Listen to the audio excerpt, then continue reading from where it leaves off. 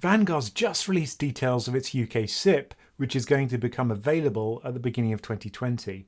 So its self-invested personal pensions going to undercut many of the other offerings in the UK market, which is great for us UK investors. I've also got some interviews lined up which should be very interesting. So let's find out about all of that in a bit more detail. This is not a recommendation. If you want advice tailored to your specific circumstances, seek independent financial advice. A SIPP is a self-invested personal pension. If you want to learn more about these and their difference with ISAs, then there's a video all about this in my UK Investment for Beginners playlist. But for the purpose of this video, there's one key thing to understand. Here's your lifeline starting at age 0 when you're born, to age 55 when you can take out a lump sum in your pension, to age 86 which is the average UK life expectancy.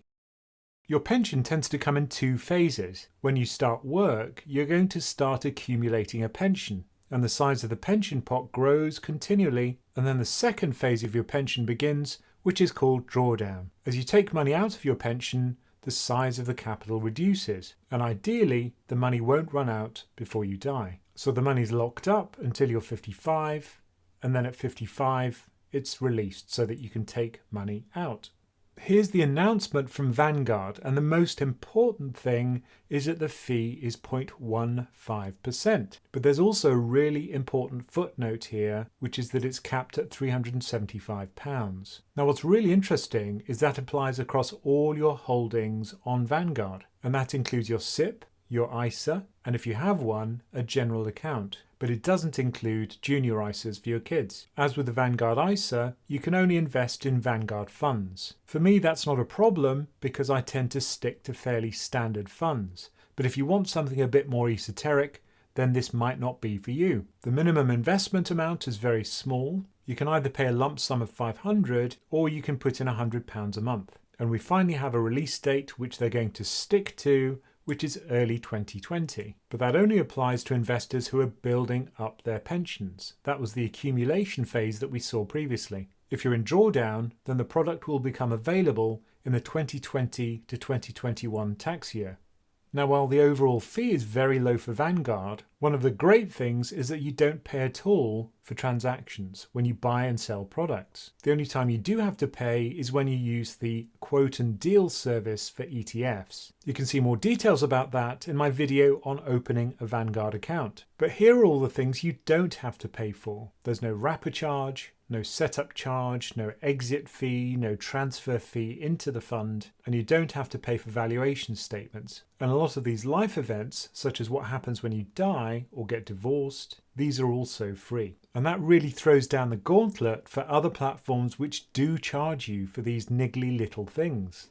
What I've shown here is the fee that you pay in pounds versus the amount you've got invested with Vanguard. So if you invest a very small amount, you pay a very small fee. But they've capped the fee at £375 per year, so that if you invest £250,000 or more, you'll hit that cap, and you won't pay any more in fees. So as a percentage of the amount you invest per year, the fee is 0.15%, but when the cap kicks in, you're paying less and less as a percentage as the amount you invest increases. Based on the latest data from HMRC, that wasn't much of an issue for most people, because the average size of an ISA was between £25,000 and £30,000.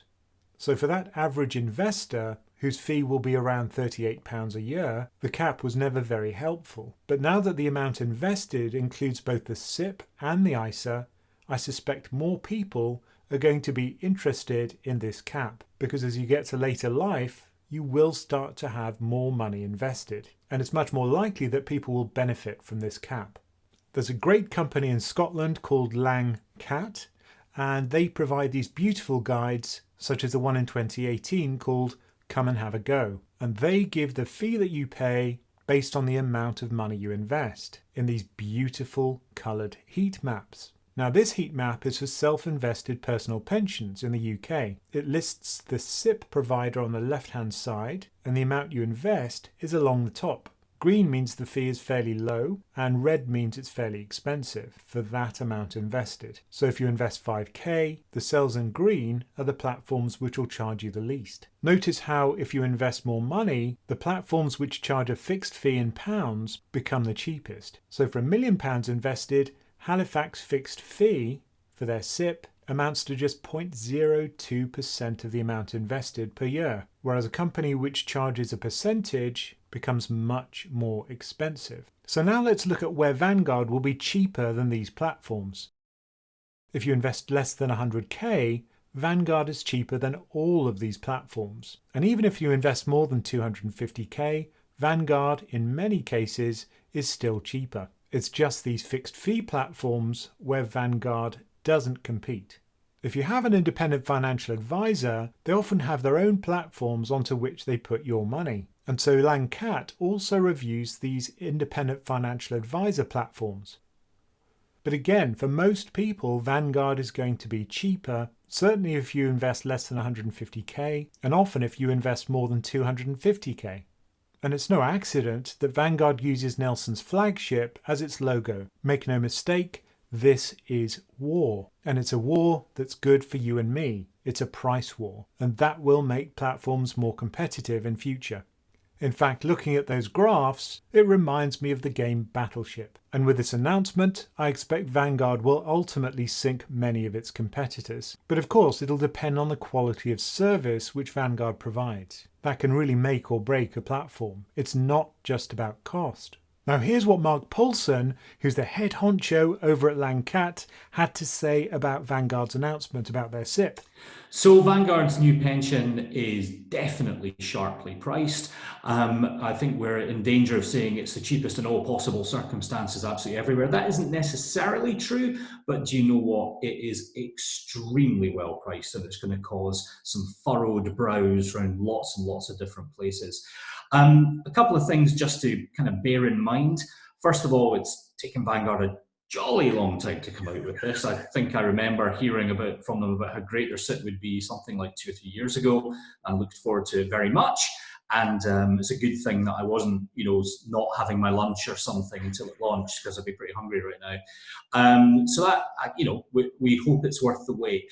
And that's an important point, right? Because what the UK financial services landscape, particularly for direct investors, tells us is that price generally is a really, really bad determinant of flow and success. So the cheapest things are often not the best supported things, and very often the most expensive things are by far and away the most supported things. It's like a market in reverse.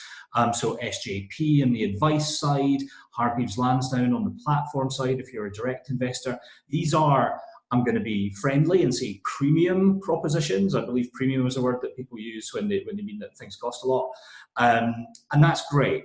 And the reason I think that people go with those providers, whatever their approach, if they want advice or not and so on, is because they perceive that there's going to be great service, it's a reliable name, it's trusted and tried by their friends and their colleagues or whatever else, and it feels like a low-risk option. Now, Vanguard's a huge name, but not necessarily that well known by the British investor at the moment. Those of us in the industry feel completely fine with Vanguard. Of course we do. I think it's got the GDP of a large country, basically, under administration. So that's all great, but it doesn't necessarily follow that something cheap will be well supported. So we'll have to wait and see. So it's not just about cost, it's also about the quality of the service which is provided. Now here's Andrew Marker, who's head of retail pensions at Vanguard, explaining why they introduced the product. Vanguard's looking to really help investors. That's been one of our key things, and we acknowledge that pensions are probably one of the largest savings vehicles that people have in the UK. So what we wanted to do was introduce a pension that will be delivering a low-cost, simple SIPP that will help investors reach their retirement goals. That was one of the key things that we actually wanted to introduce to the market at this point in time. Another question I asked Andrew was why they split the product into 2 launch dates, one for accumulation and one for drawdown. And here's what he said. So there's 2 reasons we've done that. So we're looking at our current client base, and we think majority of investors at the moment are all building up their pensions. It is growing into the decumulation space, but there's a lot more savers out there. We wanted to ensure that we delivered a low-cost, simple SIP to help those saving investors. We're also kind of acknowledgeable that the fact is we are getting closer to the tax year when this launch is happening, and we wanted to make sure that customers who are trying to transfer into drawdown and try and access their taxable income towards the end of the tax year, we didn't want to put those customers at risk of not achieving that, because transfers can take some time in the market. And we're also cognizant as well of one of the things around why we split the decumulation out is with investment pathways coming along at the moment, that was one of the things we really wanted to look at, getting our drawdown solution to work with investment pathways as well. So we've looked to put that into the new tax year rather than in this current tax year.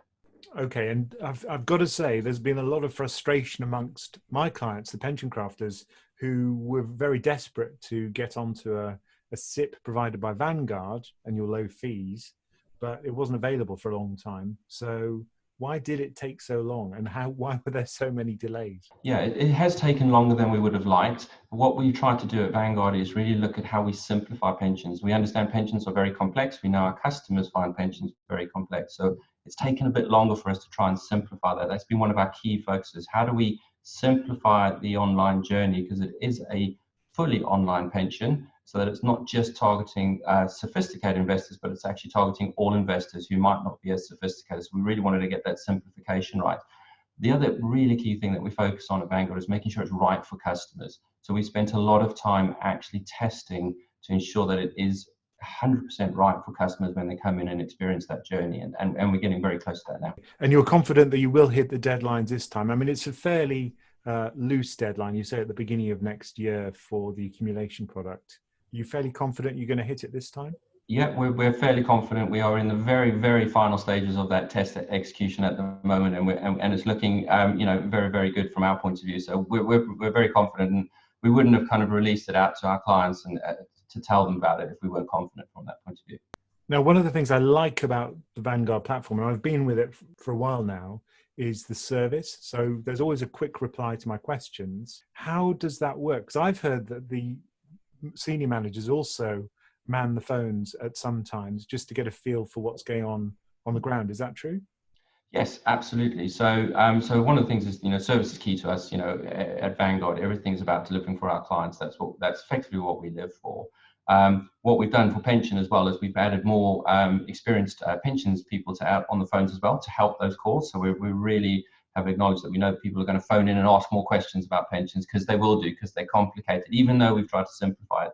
So we put more people on the phones there in order to be able to answer that in that quick time frame. But yeah, senior managers do sit on the phones on regular occasions sometimes and speak to clients. I think that's great, because that's the only way you really find out what's actually going on. It is, yeah. You have to listen to the client and speak to them one-to-one in order to get there, yeah. I agree. Now, the final point, which is an interesting one made by Mark Polson, is about the plumbing that independent financial advisors have on their own platforms, which allows you to pay their fee straight off the platform.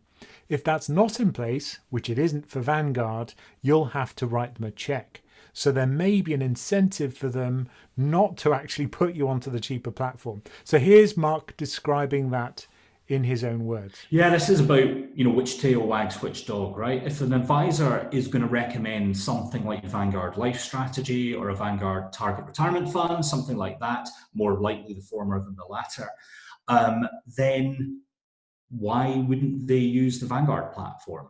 And the answer is that the Vanguard platform at the moment isn't really set up for advisors, and specifically, it can't pay advisor fees from the client's pot. But you have the chance here to get your Vanguard Life Strategy fund held in a structure which might charge half or less than where you are at the moment. Now, that's pretty compelling, like for like, but half the price. And assuming that the Vanguard pension works well, and assuming that when it gets drawdown that works well, and there's no reason to think it won't, then I think advisors are going to have to be having a really good thought about how they present this to clients, because it's this one, Mr. Client, where you can pay me through the pension and you don't need to worry, or it's this one where you have to write me a check, although nobody does that anymore. You have to pay me an explicit fee, but we cut your custody fees in half. Which would you rather do? So all kinds of things to think about. So great development, lots of fun, lots of troublemaking, which we love to see. I suspect Vanguard won't be the only story here. I've been watching the US very closely, where now trading and custody is often free, gratis, and for nothing, as long as you're using the funds from the provider. The next step in this fight is free. So this is an incredibly exciting time for the UK SIPP market. We're starting to see price competition, a price war, and we could see fees go to zero even, as they have done in the United States. Now, if you want to learn more about investment and how you can invest your own money, then why not join our online community? It's only $5 a month. You get to join us on Slack and ask questions whenever you like, and you get to join our Sunday evening call, which is live, and ask any question you want. And you get access to all the backlog of previous calls. Just for $5 a month, it's very little for a lot. So, as always, thank you for listening.